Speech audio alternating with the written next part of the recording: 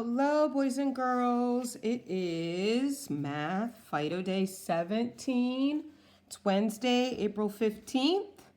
Today, our job is going to be to multiply a whole number times a fraction, or a fraction times a whole number. We're going to use our note pages. It's Chapter 10, Lesson 4. You will need your multiplication chart, especially if you struggle with your facts.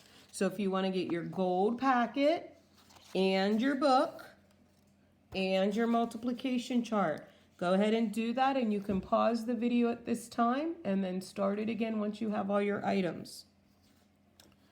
Today we're going to look at our notes, and then we're going to complete book pages 725, 726, 727, and 728, the numbers 1 through 15 together on my YouTube channel. You're already here. On your own, you're going to complete page 729 and 780. You're going to do numbers 1 through 8.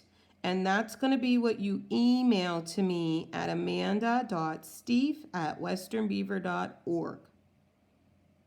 Okay, so let's get started looking at our notes. Chapter 10, we skipped all the way from the Am I Ready page to Lesson 4. And we're looking, this is the same gold note packet that had your Chapter 9 items. You just have to turn 1, 2, 3, 4, 5 pages, and you'll see you come to Chapter 10, Lesson 4, multiplying a whole number times a fraction. That's what we're going to do today. And this is a little reminder, we already learned this in Chapter 9. To write a whole number as a fraction, you write the whole number as your numerator and the number 1 as the denominator. So there's an example. If you wanted to write 4 as a fraction, you put the 4 on top and the 1 on the bottom. If you wanted to write 11 as a fraction, you put the 11 on top and the 1 on the bottom. That's a review. We did that in the last chapter. Let's take a look at our directions for today. To multiply whole numbers times fractions. You write the whole number as a fraction. That means you put it over 1. You multiply numerator times numerator. You multiply denominator times denominator. And then you make sure that your answer's in simplest form. Take a look at those again. Write the fraction as a whole number. That means you just write it on top of 1. Multiply numerator times numerator. Multiply denominator times denominator. Write your answer in simplest form. Let's do some examples together. I'm on page 725. Take a look at this with me. And it says right up here at the top, you can write a whole number as a fraction. And they use the example 12. 12 goes on top, 1 goes on the bottom. Let's look at this Math in My World example 1. Wild parrots spend 1/6 of the day looking for food. How many hours a day does a parrot spend looking for food? So we're going to find 1/6 times 24. Why 24? Is it their favorite number? No, it's because there are 24 hours in a day. So take a look. Step 1. Write 24 as a fraction. See how they put the 24 on top and the 1 on the bottom? Step 2. Multiply the numerators. 1 times 24 is 24. Step 3. Multiply the denominators. 6 times 1 is 6. Step 4, we're going to write that in simplest form. Take a look at 24 over 6. That's an improper fraction. Numerator, remember he's the bad guy. He runs in the house, gets to sleep on the top bunk. He runs in the house, and he leaves the denominator outside. How many 6s go into 24? 4 6s is exactly 24. So 24 over 6 is the same as saying 4. So the wild parrot spends 4 hours a day looking for food.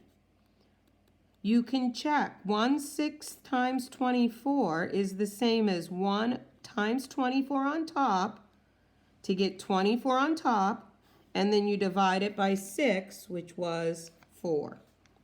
Key concept chart down here at the bottom just reminds you to multiply a whole number by a fraction. First, write the whole number as a fraction. Then, second step, multiply the numerators.